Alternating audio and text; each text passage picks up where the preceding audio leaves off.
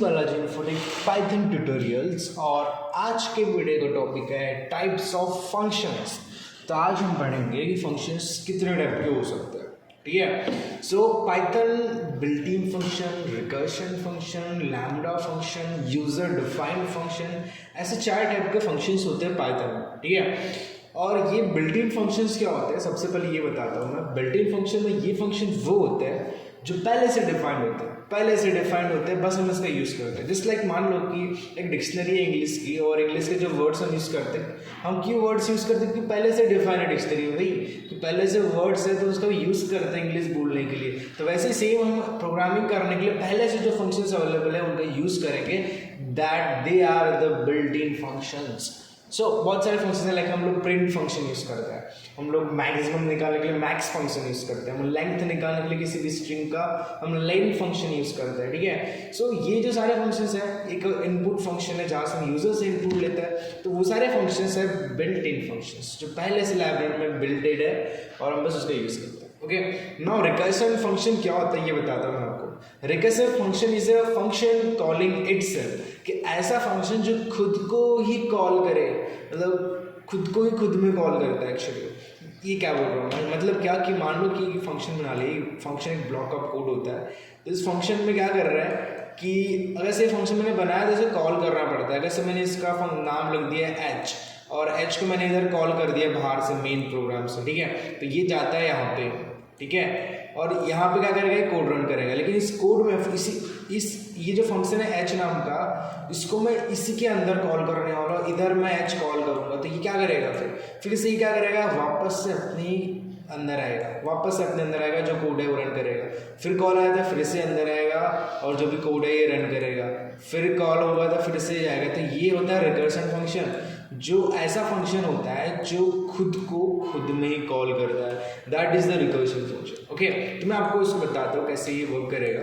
तो मैं आपको एक छोटा सा प्रोग्राम बताता हूँ रिकर्शन फंक्शन के ऊपर। तो मैं एक काम करूँगा, मुझे सम निकालना है, कुछ रेंज ऑफ सम। जैसे मैंने यहाँ पे एक मान लो कि हमें 5 रेंज मैंने एंटर कर दिया, तो उसका जो जितने भी नीचे वो लेटर आते हैं 4 3 2 1, इन सब का प्लस होकर यहाँ पे रिटर्न आना चाहिए 15, ऐसा हम लोग बनाना चाहते हैं। ठीक है, सो उसके लिए करेंगे, मैं यहाँ पे एक फंक्शन बना लेता हूँ कोई भी। मैं यहाँ पे डेफ कीवर्ड का यूज़ करके, सॉरी यहाँ पे मुझे डेफ कीवर्ड लगाना पड़ेगा।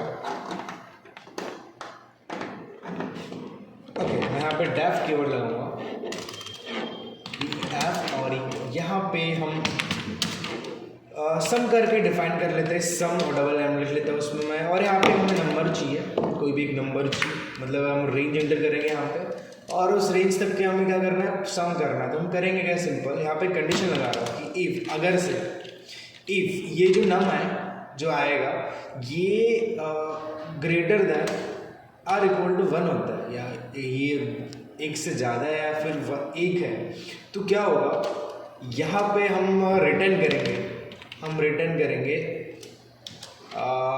नम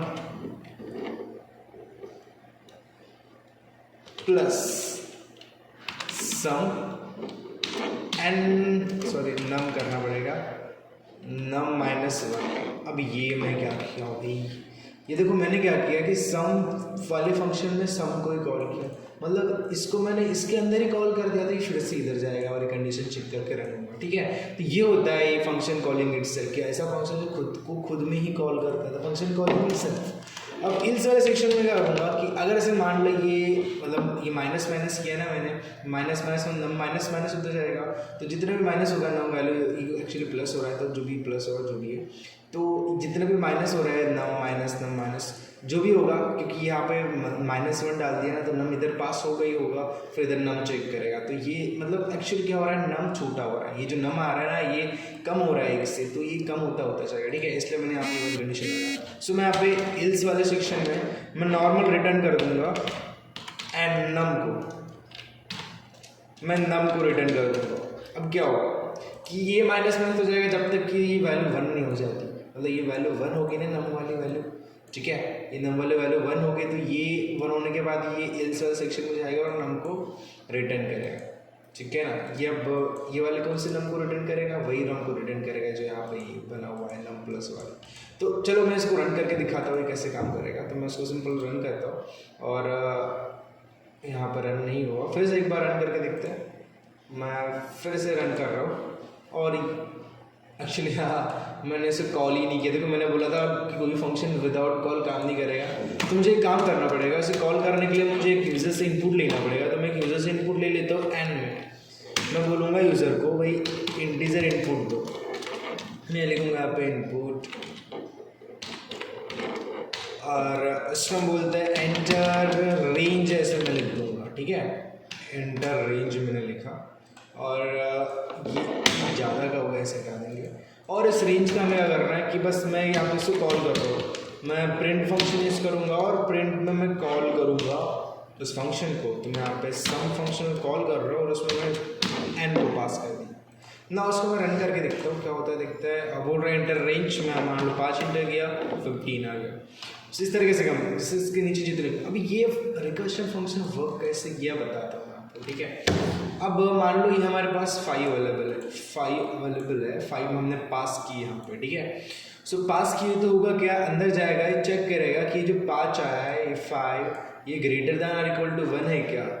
हाँ भाई 5 है, मतलब इससे ज़्यादा है, तो ये क्या करेगा, नम को प्लस करेगा और यहाँ पे खुद को ही कॉल कर रहा है। इसका मतलब क्या होगा कि ये फिर से मतलब एक ब्लॉक ओपन करेगा, फिर से खुद को कॉल किया ना, फिर से ये इधर जाएगा, फिर इधर ये चेक करेगा नम को भी, नम ये ग्रेटर देन 1 है क्या, हाँ है, तो फिर से यहाँ पे नम को प्लस करेगा और यहाँ पे फिर से मतलब यहाँ पे वो कह रहा है, मैं आपको एक्चुअली इधर बता रहा हूँ कि मान लो कि फंक्शन मैंने यहाँ पे ओपन कर दिया, तो फंक्शन है यहाँ पे नम की वैल्यू मान लो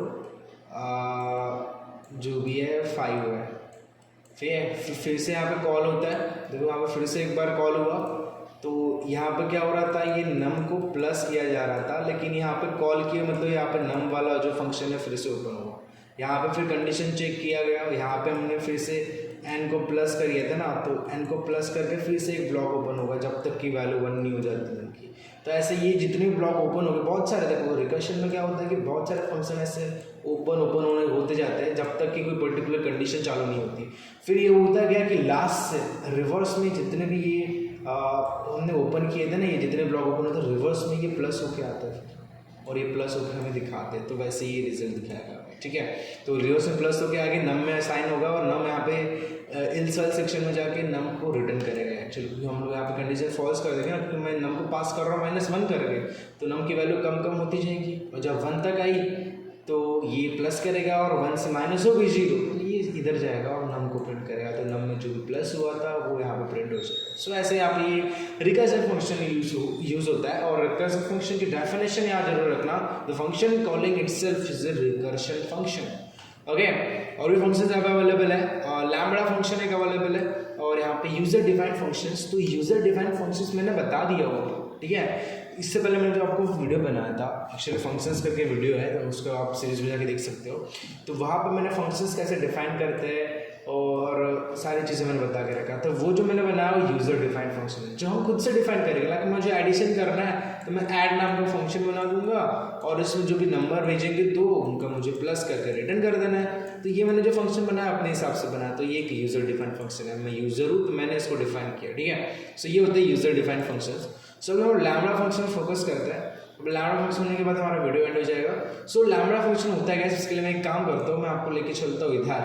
अब लैम्बडा फंक्शन होता है, lambda function are also called as anonymous function. This is a anonymous function, okay. An anonymous function is a function defined without a name.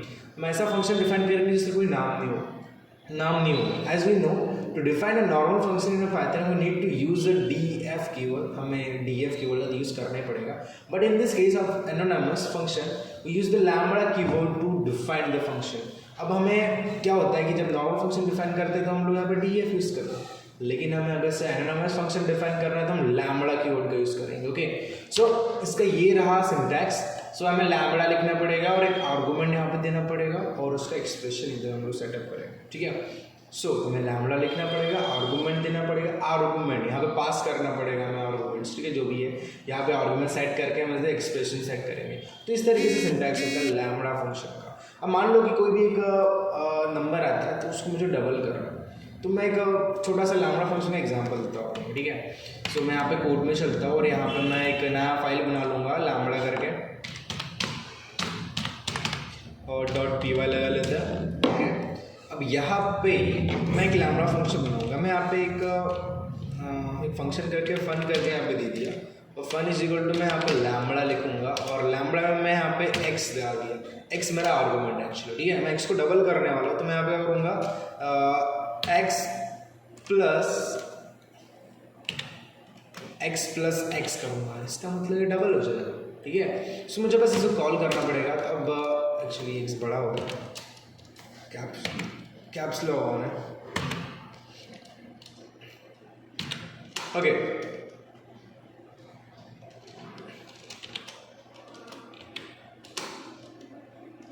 अरे यार, ओके, तो यहाँ पे मैंने लैम्बडा फंक्शन बना लिया। अब मैं यहाँ पे अगर सिर्फ कॉल करूँ तो मैं यहाँ पे प्रिंट में डायरेक्ट कॉल करूँगा। सो मैं यहाँ पे प्रिंट करना चाहता हूँ और मैं कॉल करूँगा उस फन को। सो मैं यहाँ पे लिखूँगा फन, और फन में मैं एक वेरिएबल देना चाहता हूँ जिसके बारे में 5 लिखा है, तो 5 का डबल होना चाहिए। ये देखते डबल होता है जैसे रन करता है, तो भूल गया 5 का 5 ही रिटर्न हुआ। एक्चुअली एक minute, fun lambda x and x, sorry यहाँ पर हमने आर्गूमेंट बना, लेकिन आर्गूमेंट को हमने डबल ही नहीं किया। तो मैं यहाँ पे इस आर्गूमेंट को डबल करने के लिए यहाँ पे हम लोग प्लस x करेंगे फिर से।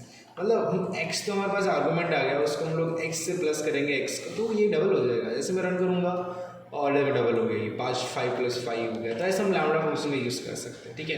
मान लो यहाँ पे हमने यहाँ पे मैंने x और x दे दिया, x और x सॉरी, तो वेरिएबल कॉमन हो जाएंगे, x और y दे दिया। तो मैं यहाँ पे बस 2 वेरिएबल को प्लस कर सकता हूँ, मैं x प्लस y कर सकता हूँ। तो मुझे बस यहाँ पे 2 वेरिएबल पास करना पड़ेगा। 5 और 10 में 5 से कैसे करता हूँ, तो क्या होगा, यहाँ पे 15 आ गया, फिर 10 प्लस 5 15 होता है। तो ऐसे हम लोग एड फंक्शन का यूज़ कर सकते हैं। एक्चुअली ज़्यादातर यूज़ क्या होता है कि हम लोग किसी फंक्शन को हम लोग कोई पर्टिकुलर फंक्शन में मतलब एज ए आर्गूमेंट सेंड नहीं कर सकते, लेकिन हमें एज ए आर्गूमेंट सेंड करना है पर्टिकुलर चीज़ को, तो हम ये एनानोमस फंक्शन का यूज़ करेंगे। बस ये जो हमने वेरिएबल असाइन किया है, वेरिएबल को पास कर देंगे किसी फंक्शन में, तो क्या होगा कि ये फंक्शन एज अ वेरिएबल काम करेगा। मतलब यहाँ पे जो भी होगा रन, इसका जो भी रिजल्ट आएगा वो इस वेरिएबल में आएगा, तो वो रिजल्ट पास होगा उसमें, ठीक है। इसके लिए एक्चुअली ये एनानोमस फंक्शन का यूज़ होता है, जिसको लैम्बडा फंक्शन बोलते हैं। आई होप को लैम्बडा फंक्शन समझ में आ गया। और हमने पढ़ा यूजर डिफाइंड फंक्शंस क्या होते हैं, लास्ट वीडियो में बताया था मैंने। और बिल्ट इन फंक्शंस पता है क्या होते हैं, जो पहले से डिफाइंड होते हैं और उसका बस हम यूज़ करते हैं। एंड मैंने बताया यहाँ पे recursion function is nothing but the function calling itself, कि ऐसा फंक्शन जो खुद को ही खुद में कॉल करता हो, that is recursion function. So I hope आपको वीडियो समझ में आया। मिलते हैं नेक्स्ट वीडियो में, फिलहाल के लिए बाय बाय।